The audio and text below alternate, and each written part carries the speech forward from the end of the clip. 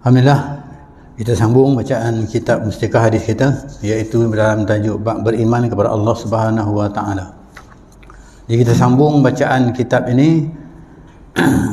Kita berhenti hari itu sampai kepada ayat kursi, ya, tentang beriman ataupun beriman dengan Allah Subhanahu wa taala. Kemudian sifat-sifat kesempurnaan Tuhan ialah firman Allah Subhanahu wa taala seperti mana dalam ayat kursi, ya, Allahu la ilaha illa huwal hayyul qayyum ila al-akhirah, sampai akhir surah Al-Baqarah ayat 255. Dan kesimpulan daripada itu, ya, kesimpulan daripada ayat itu, kitab ini telah membuat 10 kesimpulan di mana kesempurnaan sifat-sifat Allah itu dia bagi 10 di sini kesempurnaannya. Iaitu saya baca balik, ya, supaya kita dengan ayat kursi itu, bila kita baca ayat kursi itu, makna kita ayat itu juga ayat berkaitan dengan iman, ya, kita beriman dengan Allah Subhanahu wa taala. Selain daripada ayat tauhid, iaitu qul huwallahu ahad, ya. Jadi kesimpulan daripada ayat kursi itu, ya, diambil ada pertama, dialah sahaja Tuhan yang sebenar-benarnya yang berhak disembah dan dipatuhi. Yang lain nafi, yang lain dinafikan, hanya Allah sahaja. Ya, bersekutu dengan dia pun tak boleh. Itu kesimpulan daripada ayat kursi tadi. Yang kedua, dia kata dia sahajalah yang hidup secara mutlak. Secara mutlak, dia hidup secara mutlak, ya, terlepas dari pengertian hidup yang dipahami oleh manusia. Jadi maksudnya hidup kita ni tak mutlak hanya dipinjamkan oleh Allah Subhanahu wa taala, tapi hidup Allah itu mutlak. Kemudian yang ketiga, dia kata dialah sahaja yang kekal selama-lamanya mentadbir sekalian makhluknya, ya, artinya makhluk alam inilah apa yang dijadikan oleh Allah Subhanahu wa taala, dan memberi segala apa keperluan-keperluan yang, ya, diciptakan oleh Allah Subhanahu wa taala untuk makhluk itu. Contohnya kita lah, diciptakan kita, kemudian dia bagilah keperluan-keperluan kepada kita. Yang keempat, dia kata maha suci Tuhan itu tak letih, tak lalai, kemudian tak lesu, juga tak tidur.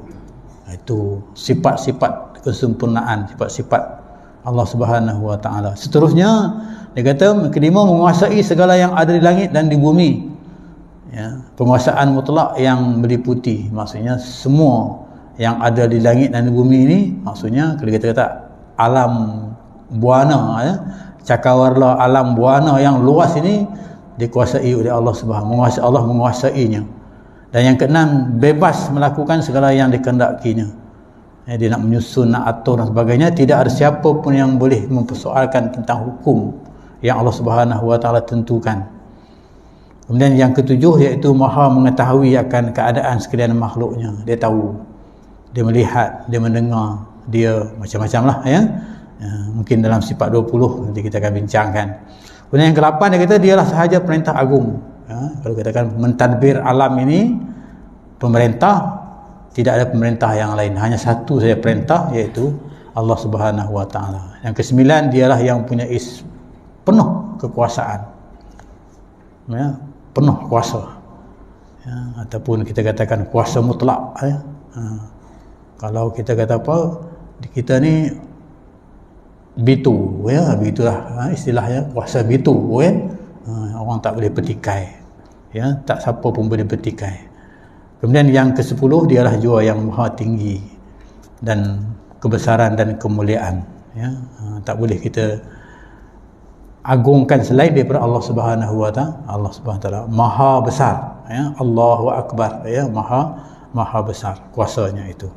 Baik, daripada ayat ini, daripada 10 ayat daripada ayat kursi tadi dikumpulkan dalam 10, ya, yang mana 10 ini menjadi keimanan kepada kita, ya, tak boleh kita nafikan, ya. Kita kena yakin dan kita kena percaya, ya, dengan apa yang disebutkan dalam ayat kursi ini, yang 10 tadi itu. Jadi ayat suci ini sebagaimana yang menerangkan, saya teruskan bacaannya. Jadi ayat suci ini sebagaimana yang menerangkan sifat-sifat Tuhan yang Maha Pencipta.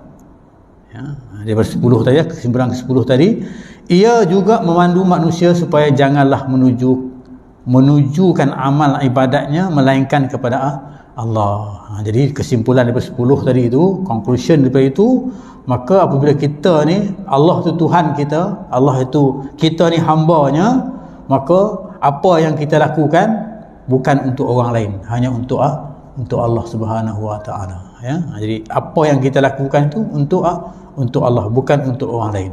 Ya, macam dalam sembahyang kita, inna salati wa nusuki wa mahyaya wa mamati. Ya, itu dah sembahyang kita dah akui dah. Ya, apa yang kita kena patuh mengabdikan diri kita kepada Allah Subhanahu wa taala. Ya, pengabdian ini tidak siapa pun boleh petikaikan. Maksudnya tak ada siapa lagi lah yang boleh, yang ada berkuasa, yang boleh memenuhi segala kehendak kita, segala yang kita perlukan. Ya, Allah lah yang memberi segala-galanya. Jadi dia memandu, memandu manusia supaya melakukan amalan, dan amalan tu ingat-ingat bukan untuk orang lain, tapi untuk Allah Subhanahu wa taala. Sebab dia lah yang berhak dapat. Sebab dia cipta kita, dia yang berhak, hak dia. Memang tak boleh kita nafikan. Dan dia kata janganlah ia bertanggungjawab mematuhi melainkan apa yang diperintahkan oleh Allah Subhanahu wa taala mengerjakannya. Dari segala amal kebajikan. Maksudnya kita kena bertanggungjawab lah atas apa sahaja, maksudnya yang diperintahkan oleh Allah Subhanahu wa taala kepada kita. Selepas kita akui bahawa Allah lah tu Tuhan kita, kita nafikan selain daripada Allah. Bila kita nafikan selain daripada Allah, kita terima Allah saja, maka apa yang diperlukan oleh Allah kepada kita, ya, maka kita kena lakukan. Ya, jadi tak boleh kita nak beramal ataupun mengikut kehendak hati kita, tak boleh. Kita kena ikut apa yang ditentukan oleh Allah Subhanahu wa taala. Sebab ketentuan Allah itu menjamin keselamatan kita. Demikian juga dia kata hendaklah manusia hati kecilnya dan keseluruhan hidupnya terikat kukuh. Maksudnya hati dia seluruh hidupnya itu ikat kukuh. Kukuh apa? Kukuh kepada dengan Allah Subhanahu wa taala, ya, yang mentadbirkan segala urusan hidup kita. Ya, maka kita kena serah sebulat-bulatnya bahawa Allah lah yang akan menguruskan kehidupan kita, ya, urusan hidup kita, dan segala apa juga yang ada di sekeliling kita. Dan hendaklah ia sentiasa memohon kepada Allah apa juga yang mendatangkan kebaikan kepadanya. Maksudnya kita nak baik kepada kita mohon kepada Allah, tak boleh mohon selain daripada Allah. Qul huwallahu ahad, Allahus samad. Ya, jadi Allah tempat kita memohon, ya, Allahus samad. Allah tempat kita bermohon hajat kita, tidak lain daripada Allah Subhanahu wa taala. Ya. Jadi bila kita mohon hajat, kita nak kebaikan, maka dengan sebab itulah maka ia menjadi kebaikan itu akan menjadi kebahagiaan kepada kita dunia dan akhirat kita. Okey, itu kesimpulan daripada ayat kursi yang kita baca. Maknanya kita kena hadamkan dalam bentuk keyakinan kita dengan sifat-sifat Allah yang ada dalam ayat kursi tadi itu. Ya, maksud dia, kalau kita katakan dia melihat kita sentiasa melihat. Itu istilahnya, kan? Dia dengar apa yang kita bercakap, apa yang kita buat, ya. Bukan hanya dengar apa yang kita cakap, apa yang kita tak cakap, rintihan dalam hati kita pun dia dengar oleh Allah Subhanahu wa taala. Jadi maksudnya di sini manusia, ya, tak mempunyai hak memiliki, kita katakan miliki yang asal. Maksudnya manusia tak boleh mempunyai hak untuk milik yang asal dalam sesuatu jua pun, tak boleh. Tetapi dapat disabitkan baginya hak miliknya itu yang terbit dari pemberian Allah Subhanahu wa taala. Jadi pemilik sebenarnya ialah Allah Subhanahu wa taala. Kita dapat juga milik kita, hak milik kita, tapi dipinjamkan kepada kita. Macam harta kita itu milik kita, tapi Allah pinjamkan. Milik mutlak ialah Allah Subhanahu wa taala. Kawan kita ke siapa, ya, yang mana itu milik Allah Subhanahu wa taala. Isteri kita ke, anak kita ke, mungkin itu milik kita, tapi milik yang bukan mutlak, bukan milik yang asal, milik hanya sementara saja yang Allah wakilkan kepada kita sebagai pemiliknya. Jadi kita ni sebagai wakil saja, wakil kepada kaya, kita ada harta banyak, kaya, kita wakil saja mewakili kekayaan itu, kan? Kekayaan itu hak apa? Hak Allah Subhanahu wa taala. Allah Subhanahu wa taala. Dengan yang demikian, apa sajalah, tangan kita ke, kaki kita ke, telinga kita ke, maksudnya begitu, ya. Nah, dengan yang demikian dia kata wajiblah atas orang itu mematuhi dengan sepenuhnya syarat-syarat pemilik yang asal. Jadi kita kena ikutlah pemilik yang asal. Dia bagi pinjam saja. Dalam bab jual, dalam bab pinjaman, kalau kita manusia pinjam, ini aku punya, kau pinjam aja. Tapi syaratnya mesti begini, itu syarat pinjaman itu, kan? Betul, Allah Subhanahu wa taala dia bagi pinjamnya kepada kita. Dia bagi pinjam masa, umur, kita katakan umur. Dia bagi pinjam je berapa tahun, 50 tahun dia bagi pinjam saja. Jadi bila kita pinjam umur tu, apa yang sepatutnya, syarat yang sepatutnya kita lakukan kepada umur kita itu. Bagaimana kita nak mengisikan umur kita itu, kan? Itu yang maksudnya Allah punya, maksudnya kita kena ikut dia lah, pemilik yang asal tu dia, kan? Milik yang asal tu dia, kita Allah Ta'ala pemilik asal yang menjadikannya wakil menguasai pemberian itu. Jadi dia wakilkan kepada kita saja untuk memberi pemberian itu.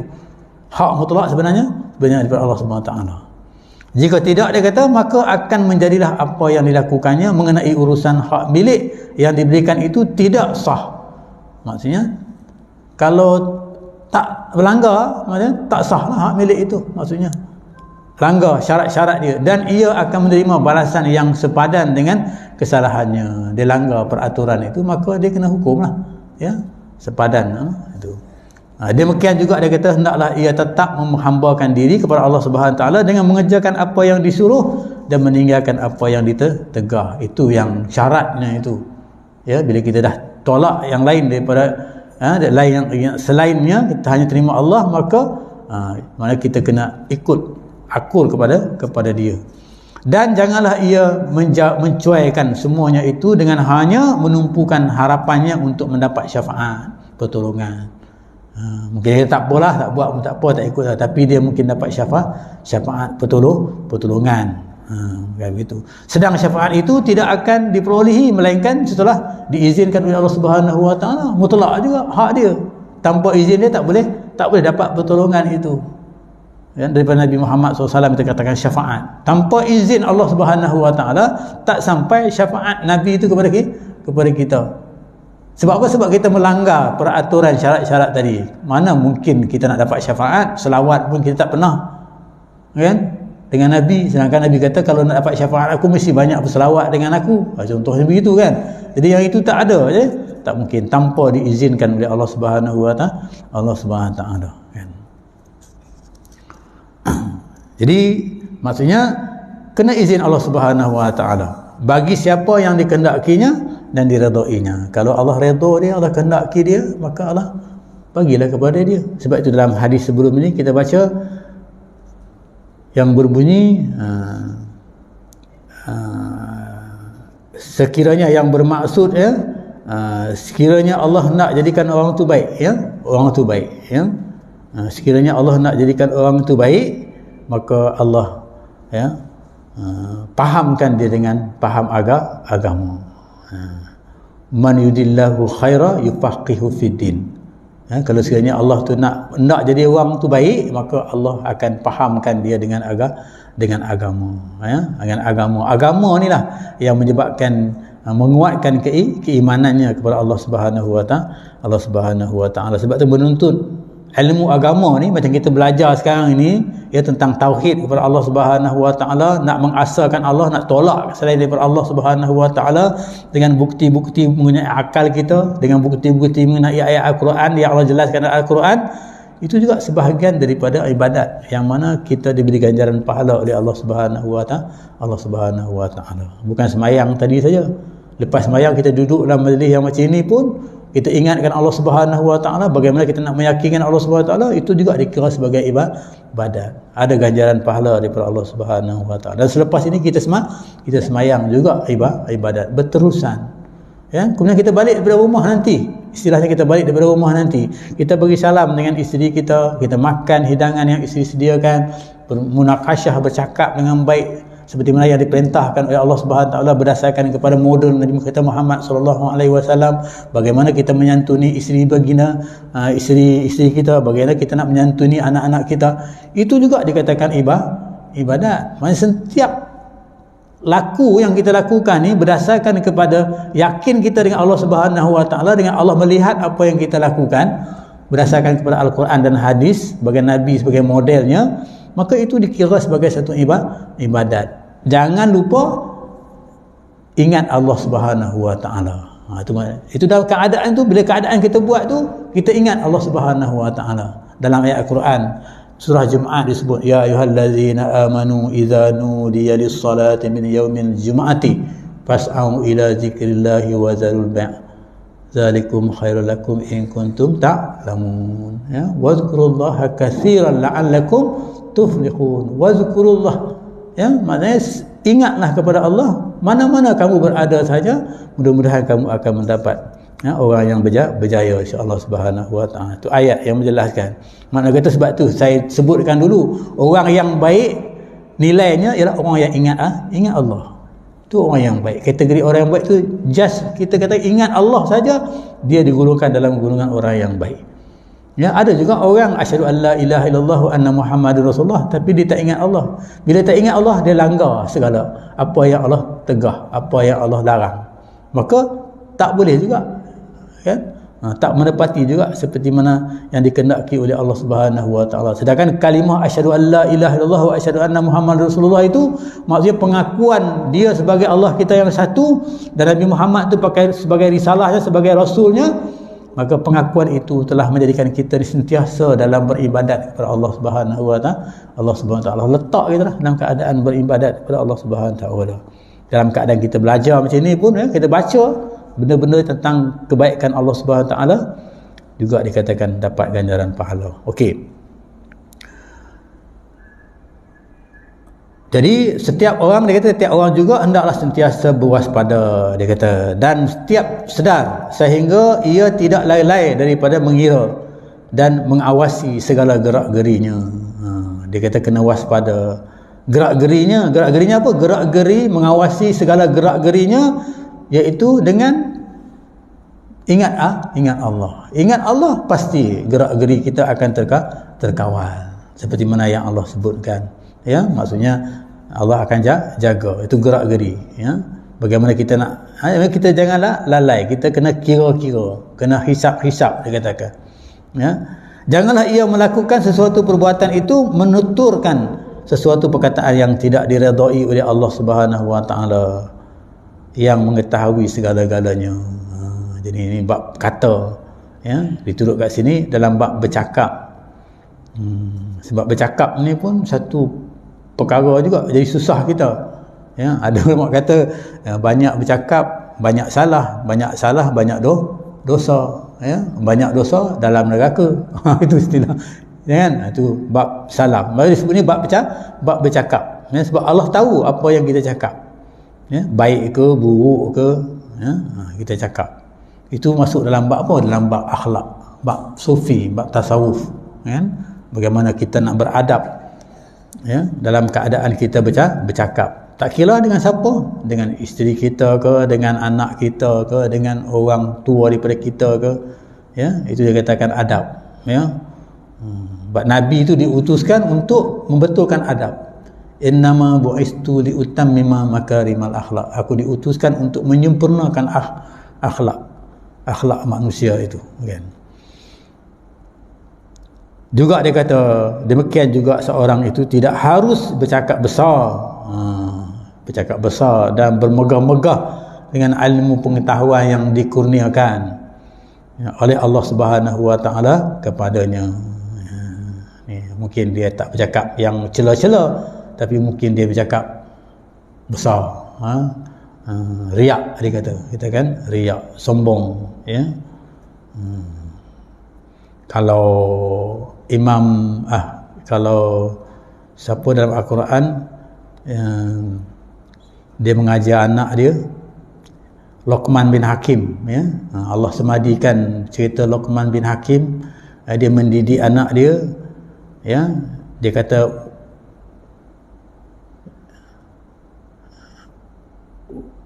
wala tamshi fil ardi maraha, ya, antara ayat disebut wala tamshi fil ardi maraha, maksudnya janganlah kamu berjalan di atas muka bumi dalam keadaan dada kamu tu terbuka. Terbuka tu sombong lah, istilahnya begitu, ya.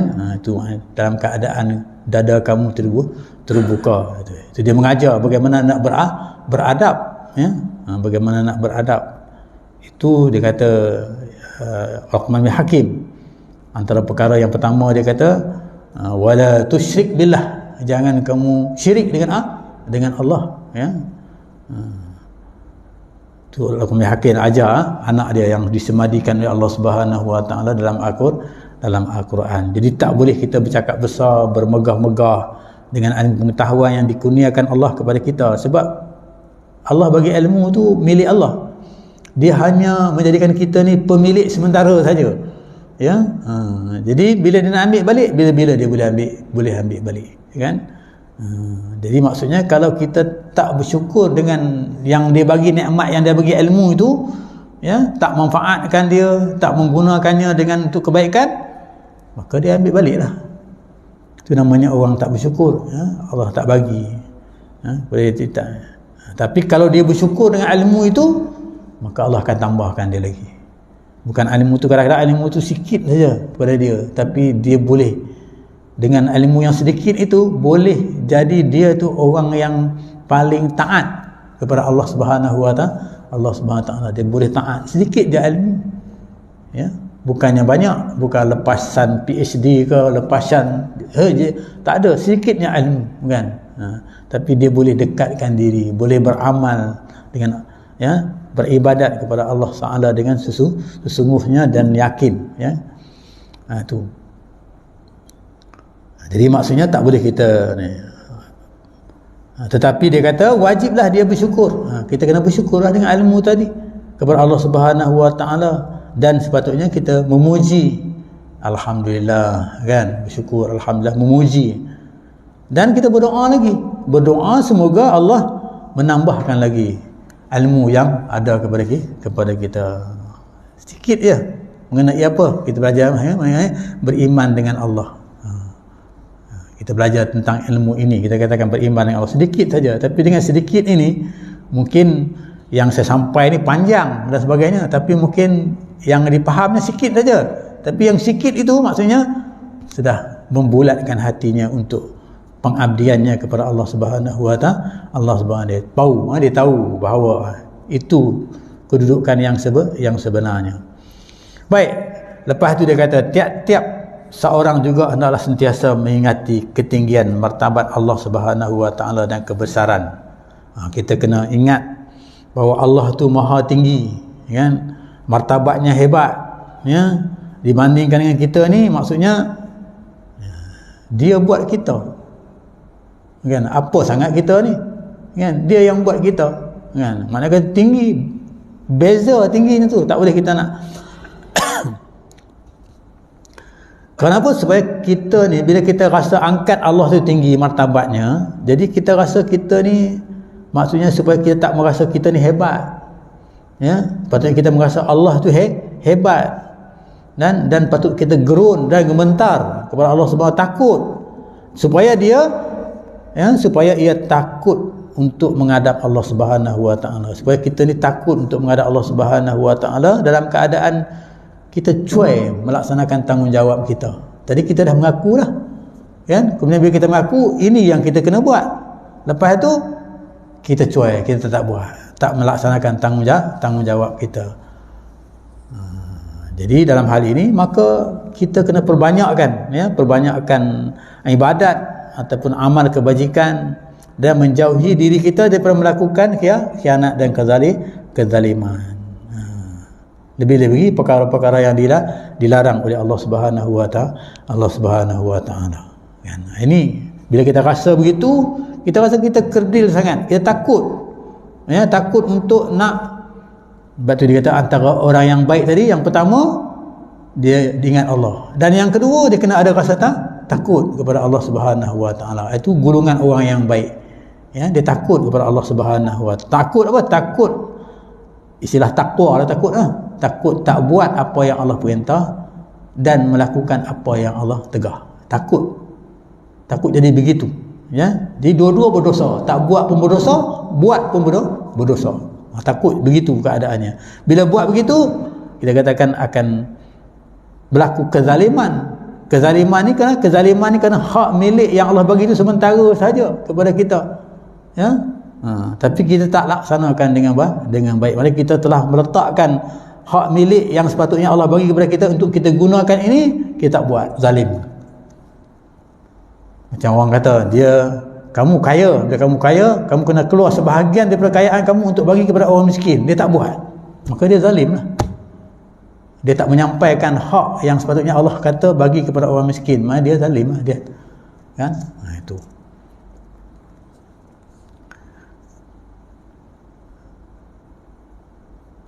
Jadi walau bagaimana tinggi pun manusia tu, ya, kadang-kadang manusia ni dia rasa diri dia tinggi, ya, kita rasa kita ni tinggi, kita hebat dalam segala urusan lah, ya. Mungkin urusan dari sudut ilmu, mungkin dari sudut pengurusan dan sebagainya. Kita rasa kita ni tinggi, ya. Bila kita tinggi ni, kita rasa derajat kita ni tinggi, orang hormat kita dan sebagainya, ya. Tapi jangan kita katakan rasa tinggi kita itu, ya, jangan ianya sampai terlepas dari sifat-sifat ketinggian Allah Subhanahu wa Ta'ala. Maksudnya Allah tu lebih tinggi lagi. Maknanya kita tak boleh tinggi daripada Allah Subhanahu wa Ta'ala, walaupun tinggi macam mana pun. Maksudnya, ya, kalau dikatakan dari segi manusia lah, orang kata dia tinggi, ya, agung ke, raja ke dan sebagainya, maka tak boleh tinggi selain daripada Allah Subhanahu wa Ta'ala, ya. Itu sifat-sifat yang disebut dalam ayat kursi tadi itu. Maksudnya kalau kita faham keadaan begitu, maka kita akan letakkan diri kita ni sebagai hamba Allah yang kerdil lah, yang rendah pada sisi Allah Subhanahu wa Ta'ala. Kita katakan macam apa istilahnya, ya, dari segi kuasa, kita katakan dari segi kuasa ni memang tak ada kuasa lah, ya. Kalau kita ambil perbandingan lah kuasa semut dengan kuasa kita.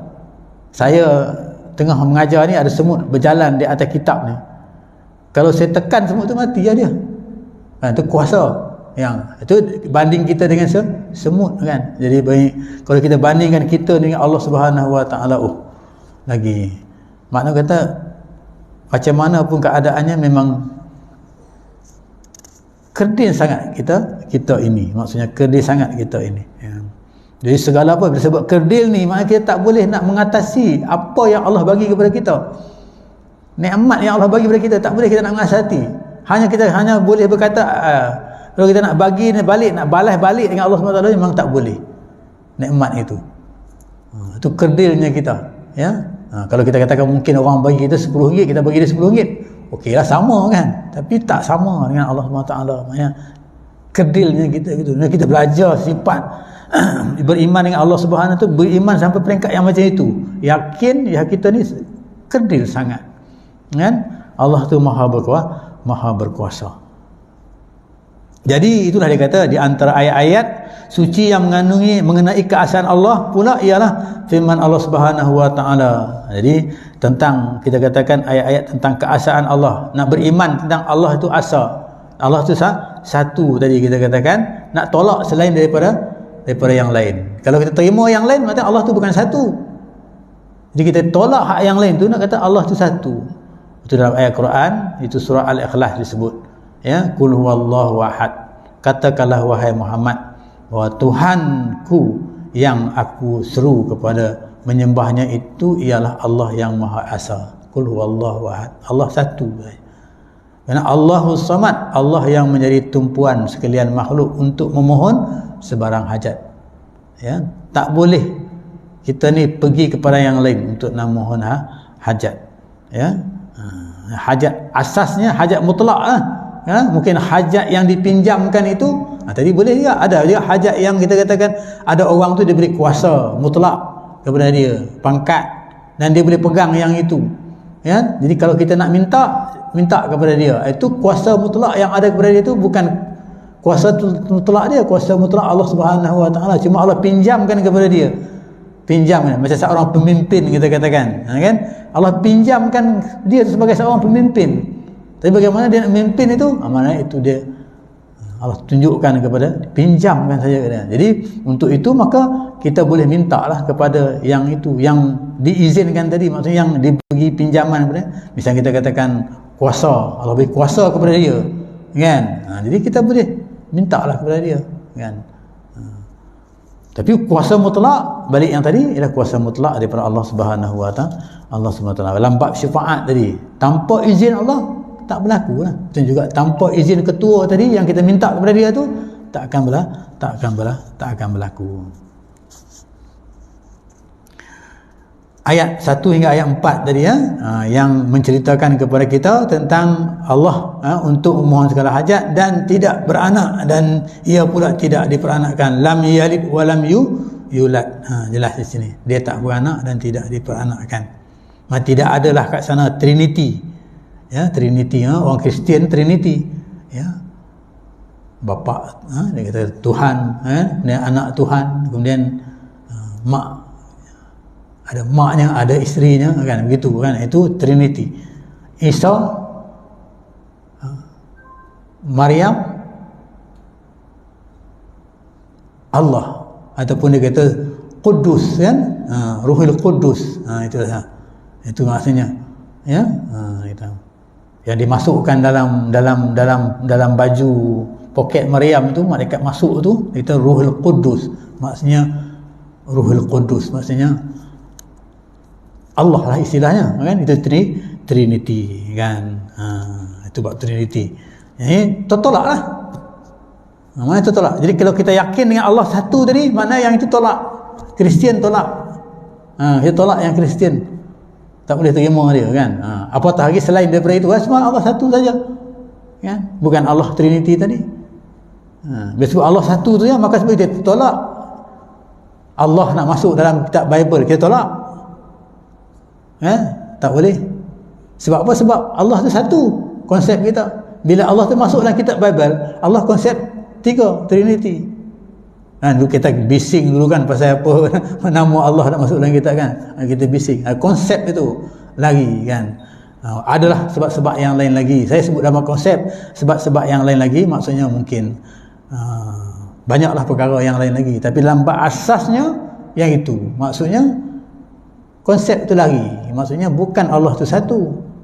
Kalau kita masuk, dia kata dia nak pakai, dia kata Tuhan sama, dia kata mana boleh sama, sebab konsep dia Trinity, konsep kita satu, mana boleh sama, tak sama. Ini mengelirukan, dia kata. Dia boleh mengelirukan orang Islam, kan? Lebih-lebih lagi orang Islam yang kurang pengetahuan tentang hal yang ini, kan? Maka sebab tu dilarang. Itu proses macam mana, wallahu alam, tak tahu kita.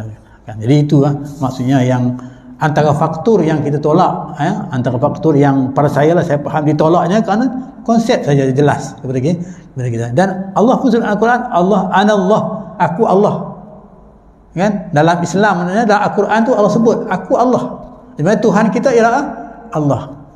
Tapi orang Kristian kata Tuhan dia pun Allah juga, kan? Daripada dulu kitab Taurat, kitab Tuhan Allah juga, kan? Tapi kalau dia gunakan konsep Allah juga, mana larilah daripada konsep satu tadi, dia akan pergi kepada Trinity, kan? Okey. Baik, surah Ikhlas ini yang juga dinamakan surah Tauhid, menetapkan dengan tegas tentang keasaan Allah Subhanahu Wa Taala sebenarnya, surah Tauhid, dan kekayaannya yang sehabis-habis lengkap, sempurna, serta menafikan daripadanya persamaan atau perbandingan dengan yang lain. Lam yalid wa lam yakul lahu kufuwan ahad. Wa lam yakul lahu kufuwan ahad, tidak boleh disamakan dengan apa-apa yang lain, yang makhluk-makhluk yang lain. Itu dikatakan Allah Subhanahu Wa Taala. Itu keyakinan kita tentang tauhid kita dengan Allah Subhanahu Wa Taala. Sebab itu kita kalau sembahyang sunat, sembahyang apa, diminta kita baca surah Ikhlas, ya, sebab itu surah tauhid, mentauhidkan diri kita dengan Allah Subhanahu Wa Taala. Ya, paling surah, kita sembahyang sunat lah, kita sembahyang sunat, kadang-kadang sembahyang sunat tak baca surah pun tak apa, kan? Nak cepat kita, kan? Tapi sunat elok kita baca surah Tauhid tadi, surah Al-Ikhlas tadi, ya. Dia sangat di surah Tauhid dikatakan. Dengan sabitnya keesaan Allah sebenarnya bagi Allah Ta'ala, maka nyatalah bahawa wujud zatnya bersih, suci daripada tersusun yang membawa kepada berjisim atau berpihak. Jadi zat Allah tu putih, dia kata bersih, suci, ya. Bukan dia tersusun yang boleh menjadikan dia tu berjisim. Berjisim macam kita kata benda lah, ya, berjisim dia kata, ya, atau berpihak.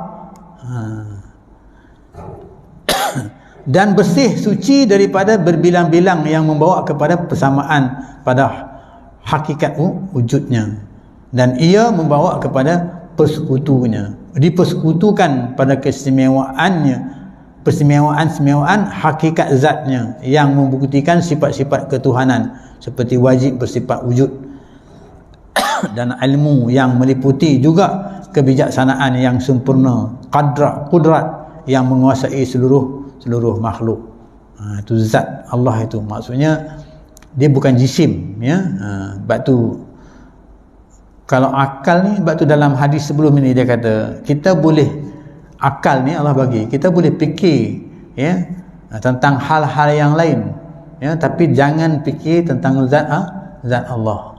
Sebab zat Allah itu maksudnya dilarang kita memikirnya. Sayyidina Ali kata jangan fikirkan tentang zat Allah, tapi fikirlah tentang nikmat yang Allah bagi kepada kita.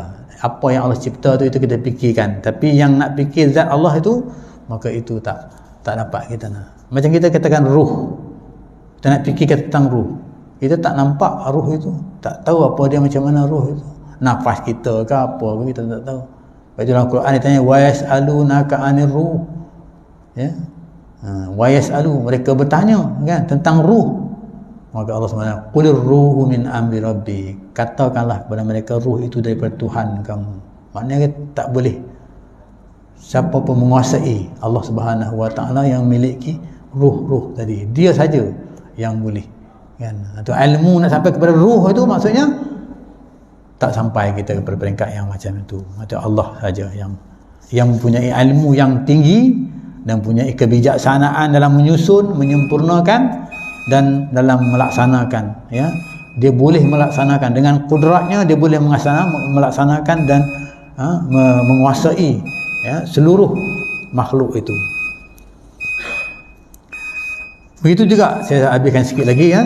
Begitu juga dengan dia katakan sabitnya kekayaan Allah yang sehabis-habis lengkap sempurna, terbuktilah bahawa Allah Ta'ala yang maha kaya secara mutlak. Secara mutlak Allah tu yang maha kaya, kan. Itu nak ceritakan benda-benda yang mutlak tadi, ya. Dia kata bagi Allah Ta'ala maka ternafilah dan tidak ada sebarang celah bagi sesiapa pun untuk mengatakan beristeri atau beranak pinak atau tak boleh ni bandingkan dengan. Jadi kalau begitu maknanya menyengutukan Allah, bersekutu Allah tu dengan yang lain, maka tak yakinlah kita dengan yang Allah Maha Asa tadi tu, qul huwallahu ahad tadi. Okey, ya. Jadi sebelum kita habis perbincangan ini, maka saya nak akhiri kesimpulan daripada perbincangan tentang bab beriman kepada Allah Subhanahu Wa Taala ini. Maka tadi kita ayat kursi, ya, ayat kursi kita bincangkan. Allah jelaskan dalam ayat kursi itu tentang sifat-sifat Allah Subhanahu Wa Taala. Daripada sifat ayat kursi itu, maka kita sendiri, ya, dapat merasakan bahawa, ya, Allah itu menguasai segala-galanya dibandingkan dengan kita. Kemudian diikutilah lagi dengan sifat-sifat yang lain, ya, yang selalu kita belajar, itu sifat 20, ya, sifat wujud, ada sifat qidam, sedia, sifat baqa, kekal. Itu lagi kan, wujud, qidam, baqa, mukhalafatu lil hawadits, qiyamu bi nafsi. Kita bayar dulu kan, wahdaniyat, asa, qudrat, iradat, ilmun, hayat, kan, sama, basar, kalam, kan, ada 13 kat sana. Kemudian dia kaunuhu, qadiran kaunuhu, ya, Diran, ya, kemudian kaunuhu aliman, kaunuhu hayyan, kaunuhu sami'an, ya, kemudian seterusnya kaunuhu basiran, kaunuhu mutakalliman. 20 sifat Allah Subhanahu wa taala. Jadi siapa yang dah belajar dulu mungkin lebih yakin lagi dengan adanya surah dalam kitab ini. Diterangkan tentang surah dalam surah Al-Baqarah, iaitu ayat kursi. Baik, ya, itu habis bab berkenaan dengan beriman kepada Allah Subhanahu wa taala. Mudah-mudahan kita ditempatkan dalam keadaan yang begitu. Ya, mudah-mudahan, ya, kita berdoa dalam majlis yang mulia ini, yang sentiasa malaikat memayungan kita ini, dalam majlis yang Allah restukan ini, Allah beri rahmat kepada kita ini, kita minta kita disimpangkan daripada menolak. Kita katakan yang Allah itu satu. Kita yakin bahawa Allah itu satu. Maksudnya Allah itulah, tolak yang lain. Hanya yang kita wajib sembah ialah Allah Subhanahu wa taala. Seperti mana pengakuan Bilal bin Rabah, Allah Ahad, Allah Ahad, Allah Ahad. Walaupun sampai akhir hayat dia, dia nak mati pun kita katakan, sampai diseksa dan bagaimana pun, maknanya disebut Allah Ahad, Allah Ahad, Allah Ahad. Itu keyakinan. Keyakinan itu menjadikan kita ini akan kuat dan akan berjaya dalam hidup kita. Itu keyakinan, ya, yakin dengan Allah. Kalau kita yakin pun dalam hidup kita ni, kita yakin, kita nak berniaga ni kita yakin, kita nak buat ni kita yakin, pasti kita akan dapat dengan apa yang kita yakin. Apatah lagi kita yakin dengan Allah Subhanahu wa taala, pasti kita dapat dunia dan juga akhirat. Aku qouli hadza wa astaghfirullah. Assalamualaikum warahmatullahi wabarakatuh. Wallahu a'lam.